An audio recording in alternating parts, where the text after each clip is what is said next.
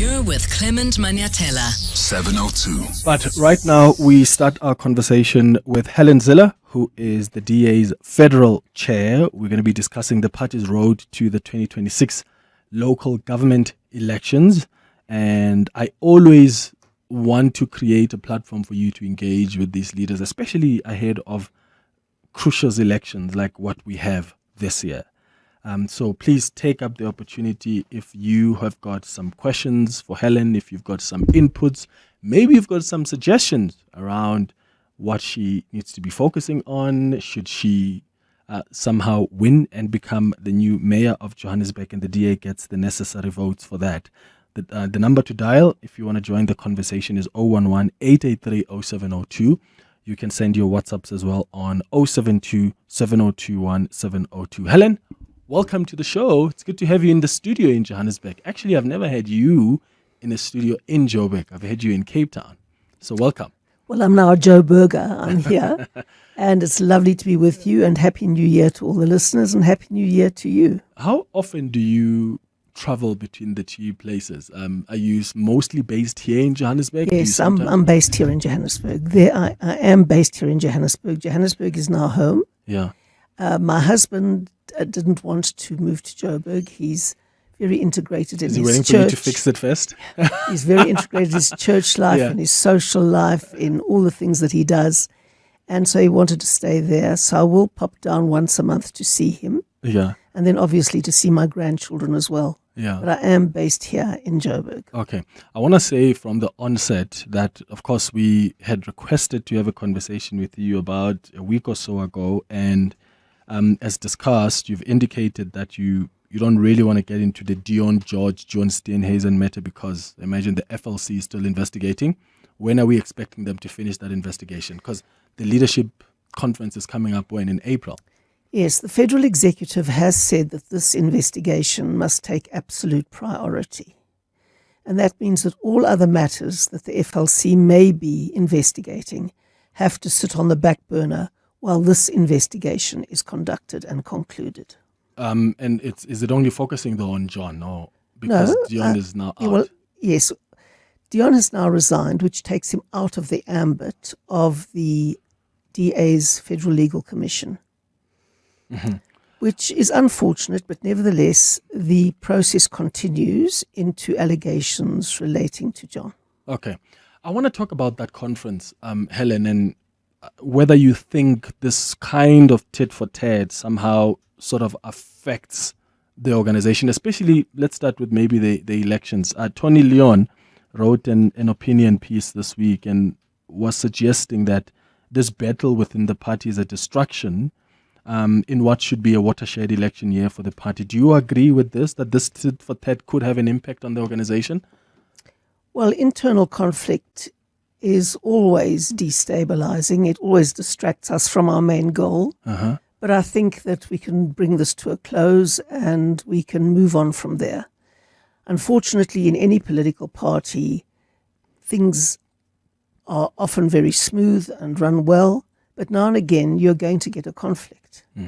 And because politicians are so in the limelight, in the public eye, the subject of media speculation and media reporting, these conflicts can't go under the radar as they do in most other organizations.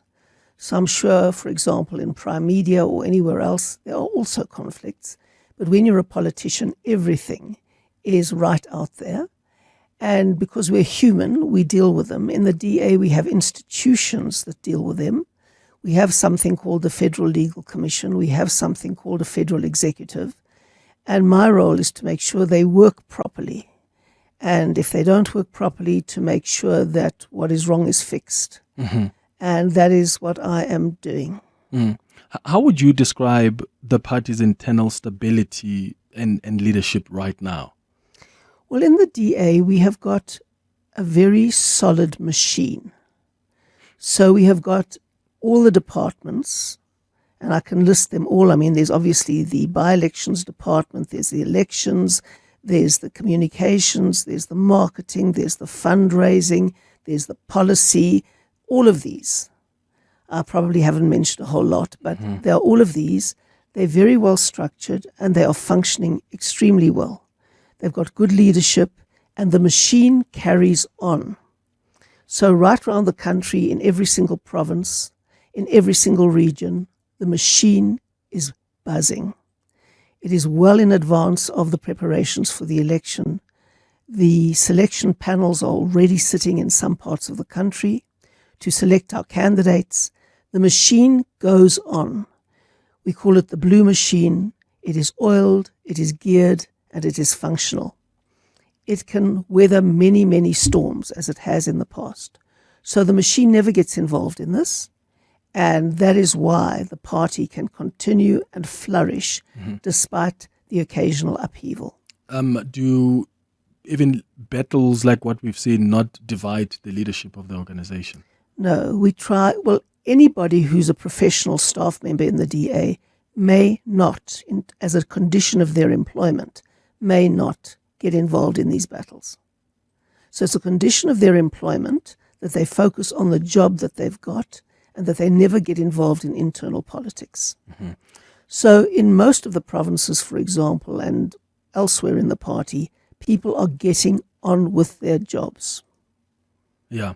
I want to talk about the GNU and we'll talk about the city of Johannesburg, and I will dedicate a lot of time on just making sure the listeners engage with you. With the GNU, what is the status right now? Is there, would you say, growing discomfort with the organization's position in the GNU? I don't know if you saw what Caleb Kachalia wrote the other day, and he was suggesting that there's growing unease within the party about its participation within the GNU. And of course, Dion was trying to suggest that the DA is willing to do anything to stay in the government of national unity. Look, to be honest, you must just look at the things we've done to see if that is true. We took a very strong stand on the BBBEE legislation. And if we were going to be towing the ANC's line, we wouldn't have done that. We have taken a very strong internal position on, for example, international relations issues with which we've disagreed with the ANC. You'll remember the big fight that we had over value-added tax. We've had many, many fights, and apart from that, we are in court on a whole range of issues, from the NHI to expropriation without compensation against the ANC. So if we were trying to suck up to the ANC to stay in government, we wouldn't be doing any of those things. So I really do believe that we are in the government, but as long as the ANC does not act as if we're a coalition and acts as if they are an independent party governing alone, we will continue to be an opposition within the government of national unity. What are some of the things you think you've successfully been able to influence within the GNU? Look, I'm not a spokesperson for the GNU, and I can't speak for the GNU. But in every single portfolio, there have been extraordinary strides. And I'm saying this from the outside because I'm not a spokesperson and I'm not inside the GNU. In fact, I'm in the party, not the state. And we respect the distinction between the party and the state. But like every other South African, I see the huge progress in home affairs. This is progress that the country hasn't been able to make for 30 years. And the digitization of a lot of the processes, the tightening up of borders, the use of drones to prevent illegal crossings of the borders, and a range of other things, the eradication of corruption, the cases against corrupt officials, all of those have happened in the year and a bit that we've been in the GNU. And they've made a big difference. Lots of people will tell you, and that is why with the e-visa system, for example, we can have a record tourism year. And of course, you were also in Cape Town. You would have seen how many international visitors there were in Cape Town. And that's all made easier by a smoother functioning of Home Affairs and the e-visa system. So a revolution actually in Home Affairs. In Public Works, we've had the major onslaught against the construction mafia, with arrests, with people being charged, and with a lot of protection for major construction projects so that they are not disrupted by extortionists who come onto the premises and force themselves to get a part of the resources involved in that building. Then we've had Solimalatsi in communication. Now, it's crucially important that we get free internet access for the millions and millions of people that don't have it in South Africa.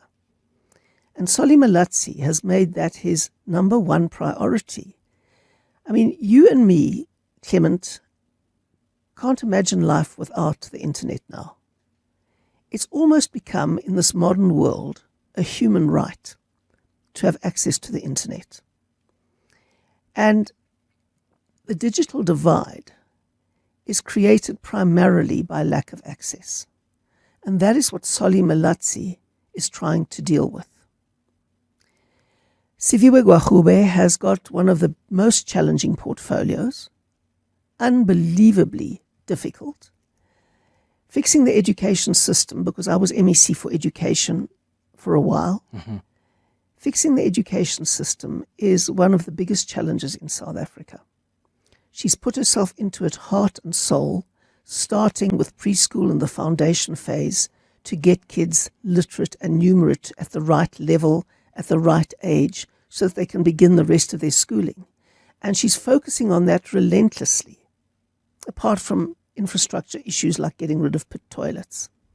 So all of these things that the ANC hasn't been able to do for forever are things that the DA ministers are fixing in their own portfolios. Is that fair to say, though, Helen? I mean, at some point you must acknowledge that these departments were not vacant before these ministers from the DA occupied them. So there are some projects that were started by ANC ministers. They may have stalled, but to suggest that the ANC didn't do anything at all and the DA ministers arrived and magically somehow they started making progress isn't necessarily true. Well, Clement, if you can give me one example of Pit one latrines. thing. Let's take pit toilets. Angie Motshekga started this project many years ago. At some point, it was at 60%. It was at 75%. Siviwe Gwagube comes through and announces that, progress has been made. This is after, 6 months of her joining that office. There's no way that she's been able to eradicate pit latrines. And then the DA positions it as if, look what DA ministers can do. And I think it's okay to actually say, Angie Motshekga started the process. We came in and we want to expedite it. We will have no problem doing that. But pit latrines are a function of physical infrastructure. The substance of that department is improving learning outcomes. Now, obviously, we want all our students to be able to go to school in dignity and not have pit latrines. Absolutely. That is correct. And if Angie Motshekga started it, and I'm not too sure what progress she made and I could investigate it, obviously we give credit. She has eradicated a lot of them since she started. I give credit where credit is due, always. But let me just say this, on the substantive issues, getting children literate and numerate, getting free basic internet to all South Africans, those kinds of things, I'd be very interested to hear which of those major substantive projects the ANC made progress on. Well, take the 88% pass rate. Your party released a statement celebrating that. Where do you think that comes from? Siviwe Gwagube didn't magically change the entire system within a year of her being minister. Angie Motshekga started that process a while back. Well, you will note that I didn't mention the 88% pass rate as one of the issues when you asked me. Why? Because that is a cumulative thing. What do you mean? A cumulative thing. So it happens over time. Obviously, it's a school level prestasie, as they say in Afrikaans. It's a school level achievement. And I think most of the kudos has to go to schools, to parents, to learners, and especially principals and teachers. And then also district management. That is a lot of kudos. So it can go to the minister who oversees? Yes, it can go to the minister. Absolutely, it can go to the minister. But I'm saying that that's a whole team effort. A whole team effort. Yeah. But I know that this has been incremental over a long time. And you will also know that we have questioned the question of quantity over quality. So what we critically have to look at is how many students are doing subjects like mathematics, for example. That's very, very important for access to jobs in this new world. We don't know how many careers will be left after AI has been in. I mean, maybe your job could be taken over by AI, Clement, who knows? Yeah, any job could be. So, Even yours. Yeah. Well, I sometimes think that mine would be a bit There'll be an difficult for AI political party one day. We'd love to see that. Anyway, the point is that these things are incremental, but I'm talking about the big, big new things, and those were the things that I mentioned primarily. Okay, let's talk about Solly Malatsi as well. I can't talk about the GNU. I've given you some examples, but not not the GNU. the spokesperson for the GNU. No, Please, Clement. I've also asked you a question from the DA perspective, so I don't need you to speak for the GNU. But similarly, so when I have the president on this show, I ask him about, as an ANC, are you happy with your deployees? So are you happy with the work ANC ministers are doing? Well, he is the president, so he is in government. Yeah, or any other minister of the ANC. I do want to know how they think the GNU is doing as the ANC part of it. So I'm asking you, you are the federal chair of the Democratic Alliance.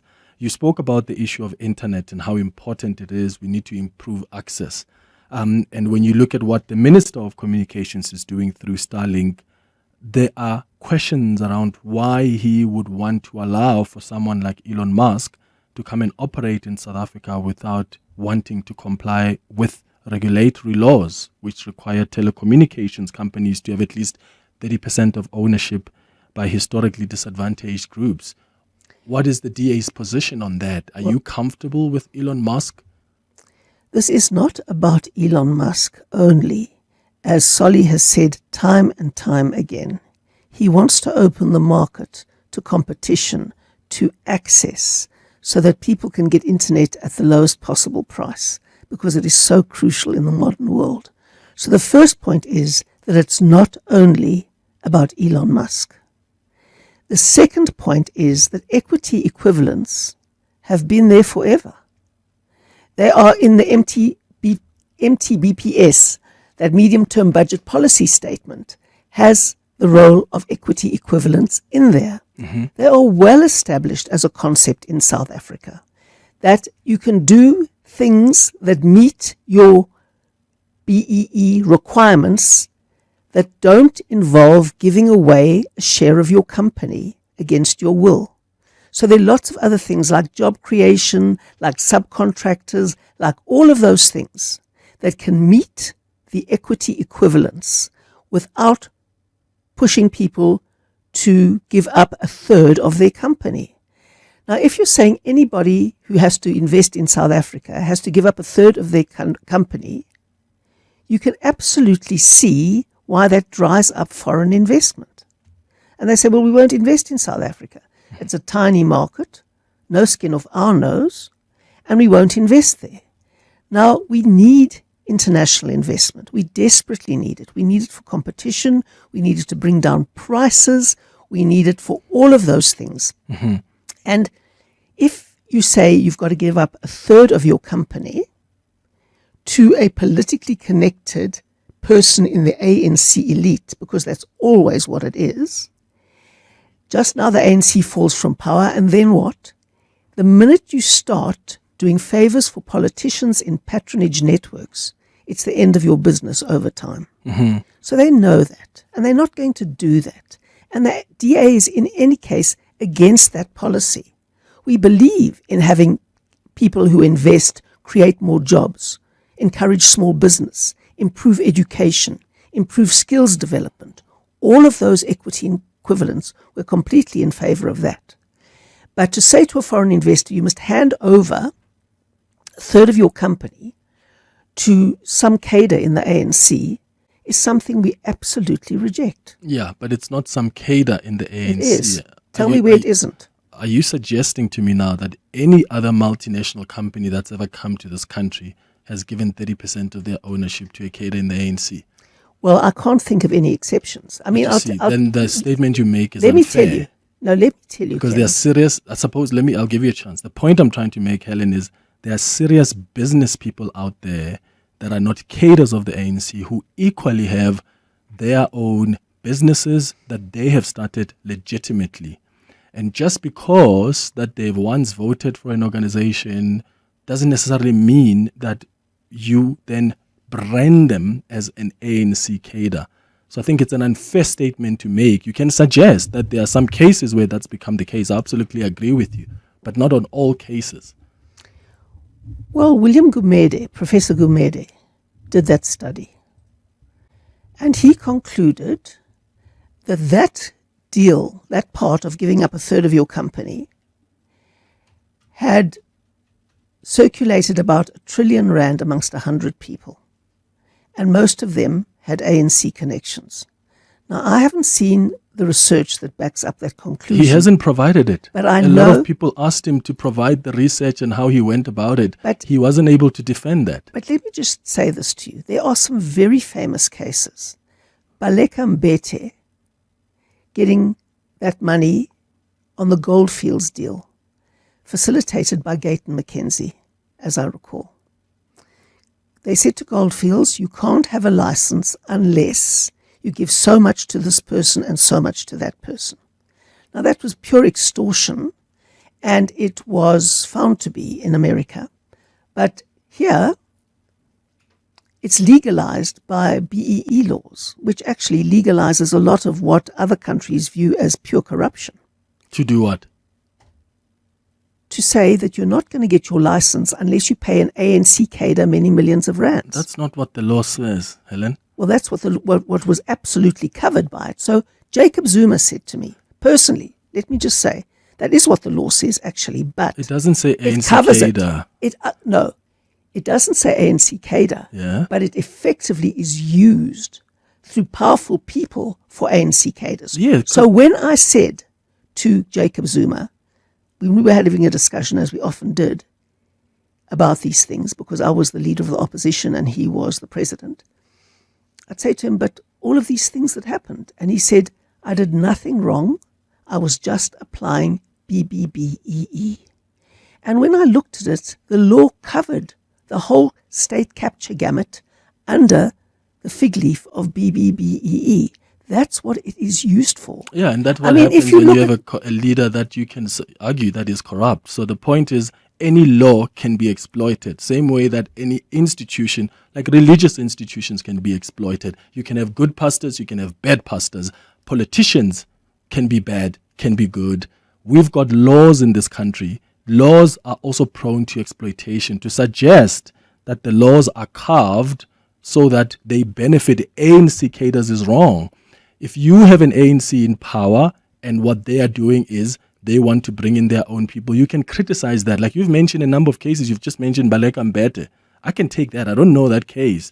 But I'm saying you can't make a blanket statement like that. No, I'm afraid I can, Clement. I'm afraid. Can't. Let me tell you why. Unless you're able to say to me that every single multinational company. I can't say every single one, but the general rule is. Statement. No, the general rule is, I'm prepared to stand by that. BBBEE was introduced to ensure that ownership of companies was at least a third black-owned.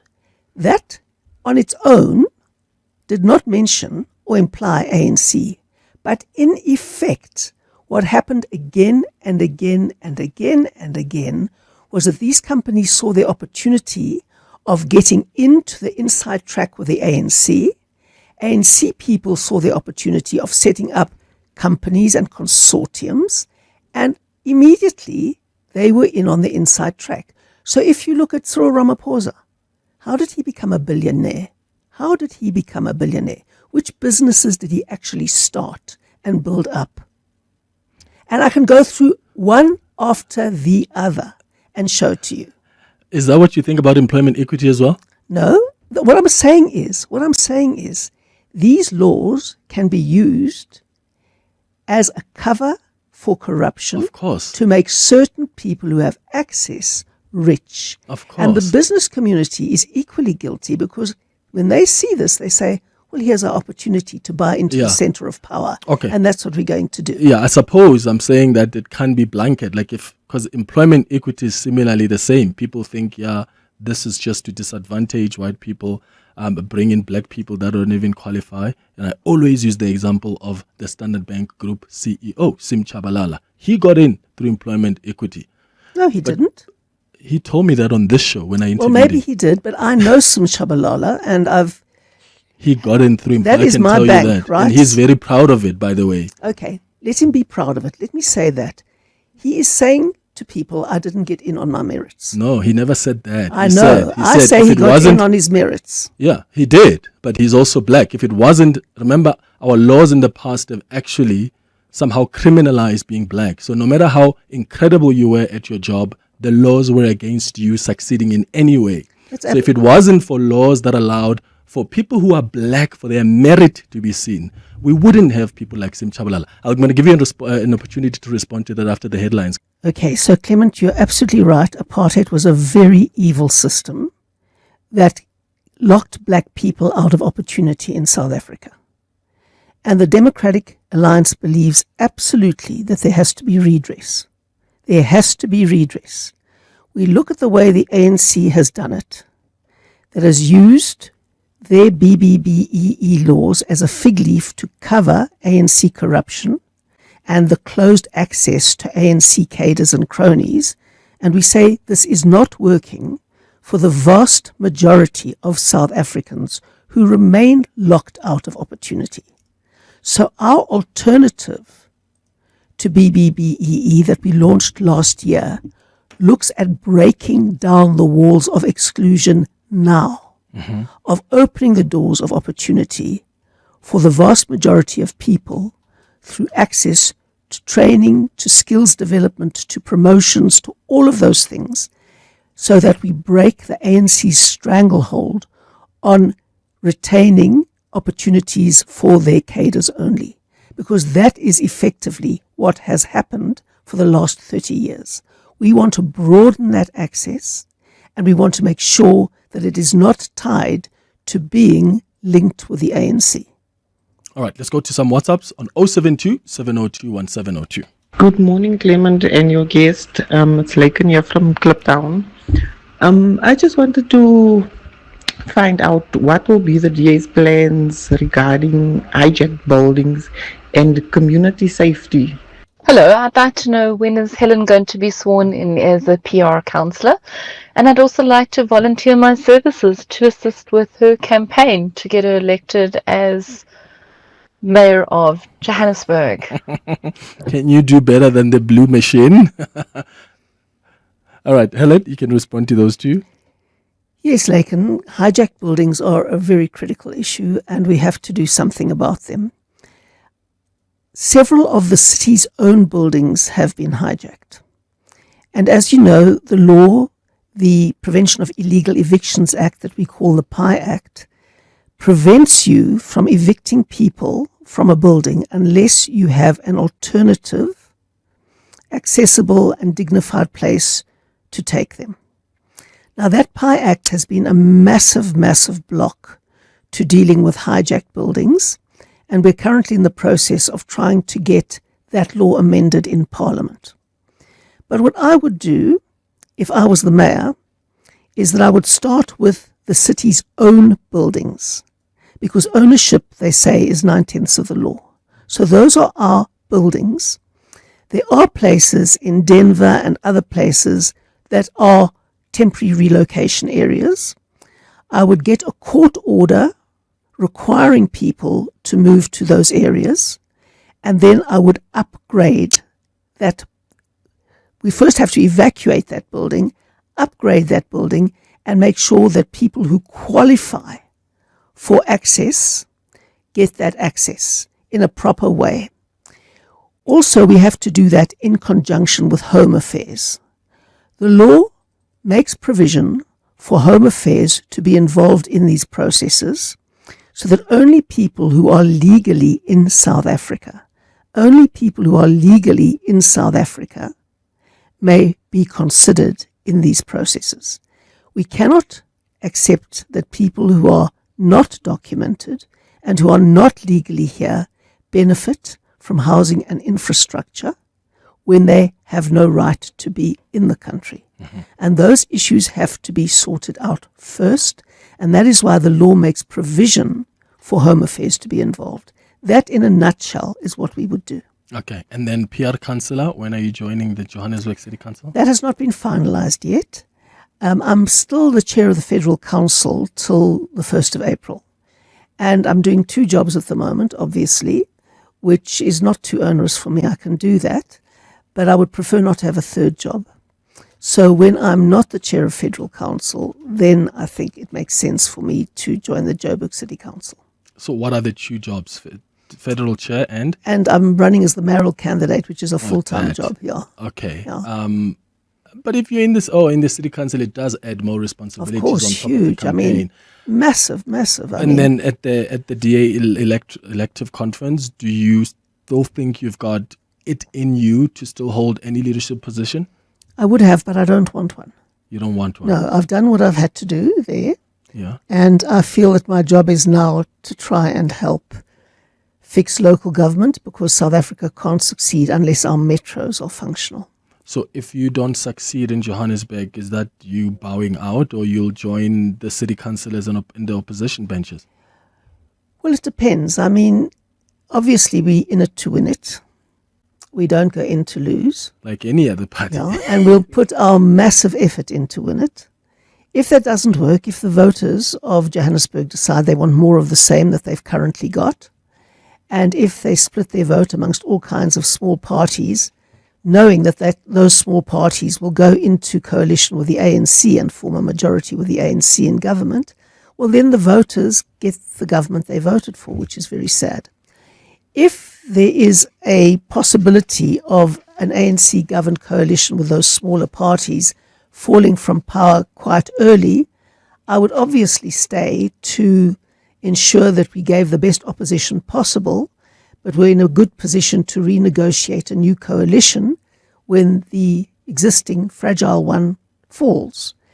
But frankly, I'll be honest, it's been a big sacrifice for me to leave my family to come and relocate to Joburg. And if I'm the mayor, I'll obviously do that for 5 years and I will not look back. But if I'm going to not be given that opportunity to fix Joburg, and the voters have obviously rejected it, then there's no point in me just continuing. Are you ready, though, to completely bow out of politics? There was a time when you were out, and then you came back and said the DA needed you. Well, I came back because the DA was disintegrating rapidly at that point.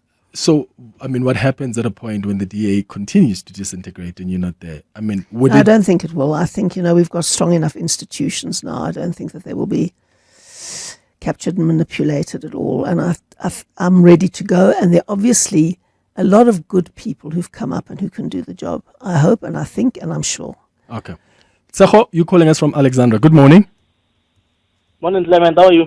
I'm good, man. Go ahead. What's your question for Helen? So my question to Helen is, why is she claiming winning the fight with the pit toilet, right? But where else in Cape Town, Khayelitsha, they're still using the pit toilet. Isn't it supposed to start there, winning it there, finishing them there, and come to radio and tell us, oh, we did the pit toilet? I think it's unfair for her to claim that. Thanks. Thank you, Tseho and Alexandra. Helen? Look, I am interested in where the pit toilets are in Khayelitsha. I can't guarantee for sure there are none. I know when we do the upgrade of certain areas and we offer people flushing toilets, they sometimes think that we're offering them flushing toilets to avoid giving them a whole house. And then they refuse that because they say they would rather have a house. That has happened in the past on occasion. But if your caller could mention to me where the pit toilets are, I can certainly look into this. I know that in some places the water table is very high. And I know when people have invaded land on which we cannot provide housing or services because the water table is too high, then we try and provide those services on the periphery. But if people invade land that is really impossible to develop, for example, as are places in Philippi where there's been sand mining and we've gone below the water table, then it's impossible to put in underground services there. So there may be some cases like that, but I'd be very interested to hear from your caller where. Anonymous says, hi Clement, please keep me anonymous. The DA machinery is indeed a well-oiled machinery. That is quite impressive to see. But here's my question. Why does the DA FedEx leadership tend to score own goals just before every election? It's almost a guaranteed thing to happen. This erodes a lot of groundwork done by the councillors. Why can't they wait until after the elections before rocking the boat? That's a question there from Anonymous. I imagine in this case now we're talking about this fight between Dean George and John Steenhuisen. It's happening just before the elections. So he's basically suggesting there's almost a scandal just before the elections, and that doesn't really help the councillors on the ground who do the hard work. No, I take that point entirely, and I think it's a completely valid point. The issue really is that in government, John Steenhuisen has the prerogative to determine the composition of the DA's ministries. So to determine who from the DA caucus in Cape Town are going to go into those ministries. And he decided to reshuffle that. And that gave rise to this conflict that we're seeing. So you can't always get the timing of that right. John had clear reasons why he wanted to do that. Those reasons have been challenged by Dion, and that gave rise to the conflict that we're seeing. I know how hard it is for people on the ground. I know how hard it is for our councillors. But the important thing is we carry on with our work. The machine keeps on rolling. These things pass. And as long as we keep on doing the work that we're supposed to be doing, we'll get through this. Hilton in Lenasia South, good morning. Hi, good morning. How are you, Clement? Sharp. Go ahead. I'm very well, thanks. Good morning, Zille. Morning, Hilton. Let me take this opportunity to thank you to avail yourself for being the mayoral candidate for the city of Joburg. Thank you, Hilton. I strongly believe in you and the DA that if you were to be elected the mayor in the city of Joburg, you will bring about change for the better and equal opportunity for everyone that lives in the city. Well, I really hope so. That is my aim, Hilton. That is very much my aim. You've summarized it well. The kind of situation that we are sitting with right now in the city of Joburg needs somebody with an experience like yours. I know the city of Joburg is not like the city of Cape Town, but Helen Zille is Helen Zille. With her experience and expertise, I'm 110% sure that if you were to be elected, things will work out for all of us. Thank you very much. Well, that's very warm and kind of you, Hilton. I will give it everything I've got. That's all I can say. I've got good colleagues. We've got a good plan. We will work our fingers to the bone, and we will make sure that we leave no stone unturned to fix Joburg, to stop the corruption, to stabilize the finances, to get the right people appointed in the right positions to do the work without any corruption, to ensure that every cent is spent on service delivery for voters. That is what we will do, but it's up to the voters. If they want us to have a try and to really put our effort into it, they know what to do. Otherwise, people get the government they voted for. Another person asked, hey Clement, please can you ask you about the property prices of Cape Town and how people fear that happening in Johannesburg, property rates, etc. Well, people mustn't fear the price of their property increasing because it's a very, very strong investment. People must worry much more when they have paid X for their property and then it is half of that later on. That is a crisis. I think your caller or your WhatsApper may be talking about rentals. Now, the critical thing about Cape Town is that the economy is based primarily on financial services and tourism. Tourism employs literally hundreds of thousands of people. And Cape Town in the last 20 years has built itself up with such a reputation worldwide that it is seen as the most attractive destination globally to visit. And that's why we had 11 million visitors in this last season. Now, those 11 million visitors create more jobs than you can possibly imagine in the city of Cape Town. And so we need to keep Cape Town the best city in South Africa, or the most functional city in South Africa. I mean, Joburg is my home, but Cape Town is the most functional city in South Africa, and it is that because it's had DA governance for 20 years. And that has an international reputation now, and it's creating thousands of jobs. I know that property prices in the central city and in the suburbs have grown very, very much, and that means that rentals are right up there. But the city of Cape Town is also expanding. That's why we put a lot of money into public transport. That is why my city is still very affordable.